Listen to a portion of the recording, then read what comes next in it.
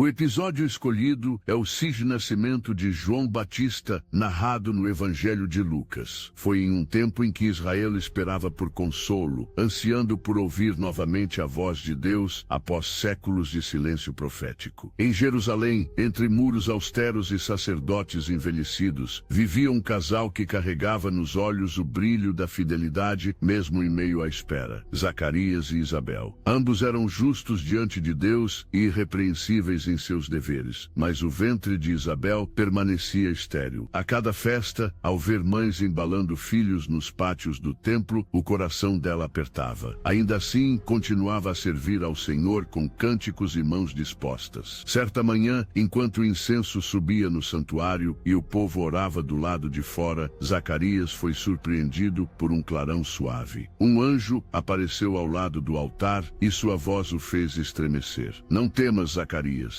A tua oração foi ouvida. Isabel dará à luz um filho. O sacerdote ficou imóvel, incapaz de compreender como essa promessa poderia se cumprir. As rugas em suas mãos contavam a passagem dos anos. Mas como? Somos avançados em idade, murmurou, lutando entre a fé e o raciocínio. A resposta veio firme. Por duvidar, ficaria mudo até o nascimento do menino. O silêncio que se seguiu se tornou o primeiro sinal de um novo ciclo de milagres. Os meses que vieram foram marcados pela quietude. Isabel recolheu-se e, em sua solidão, conversava com Deus em sussurros. O Senhor olhou para mim, dizia, com ternura, e afastou a vergonha que me acompanhava. Cuidava da casa devagar, sentindo um movimento novo dentro dela, um compasso de vida prometido. Do lado de fora, o povo especulava: será verdade o que dizem? O ventre de Isabel está mesmo crescido? Ninguém ousava zombar, porque havia nos olhos dela uma serenidade que só os que percebem um milagre conhecem. Quando Maria, uma jovem da Galileia, chegou à casa deles, Isabel correu ao seu encontro. Ao ouvir a saudação de Maria, o bebê saltou em seu ventre e Isabel se encheu do Espírito Santo. Bendita és tu entre as mulheres, exclamou, abraçando a prima com lágrimas nos olhos. Maria também chorou, percebendo a grandeza daquele encontro entre duas promessas, uma que prepararia o caminho e outra que traria a salvação. Naquela casa de pedra, entre tecidos simples e pão recém-assado, Deus unia destino e esperança. Enquanto isso, Zacarias permanecia em silêncio, observando o desabrochar do milagre. À noite, deitava-se sob a luz do óleo e pensava nas palavras do anjo. Não podia falar, mas o coração se tornara um cântico. Cada dia de espera lhe ensinava o poder contido em confiar. Isabel o compreendia. Quando sentava-se ao seu lado, apenas tocava sua mão, e ele, com olhos úmidos, respondia com um leve sorriso. Era o diálogo dos que aprenderam que às vezes o amor e a fé falam mais alto no silêncio. Chegou o tempo do parto. As parteiras apressaram-se entre lençóis e cântaros de água. As mulheres da vizinhança esperavam do lado de fora, ouvindo gritos e orações. E então o choro de um bebê cortou o ar, o som da promessa cumprida. Isabel ergueu o menino e proclamou: o Senhor me concedeu graça. O alvoroço foi grande e os vizinhos se alegraram. Quando perguntaram o nome do recém-nascido, ela respondeu decidida: João. Alguns riram, dizendo: mas ninguém na tua família se chama assim. Ela apenas assentiu com convicção. Quiseram confirmar com Zacarias e ele, pedindo uma tábua, escreveu: o nome dele é João. No instante em que a inscrição terminou, sua língua se soltou. Bendito seja o Senhor, Deus de Israel, exclamou com voz forte. Todos ao redor estremeceram. Aquele homem que por meses guardara silêncio, agora entoava uma profecia. Falou sobre redenção, sobre o menino que seria profeta do Altíssimo, preparando os corações para a luz que viria do alto. As palavras se espalharam pelas colinas da Judeia, e todos que as ouviam perguntavam: que será, pois, este menino? Havia temor e esperança no ar. Nos dias seguintes, Zacarias e Isabel aprenderam a ser pais em idade avançada. De madrugada, enquanto o bebê dormia envolto em panos, eles conversavam. Isabel, com voz trêmula, dizia: achaste que seria tarde demais, meu amado, mas o tempo de Deus sempre chega.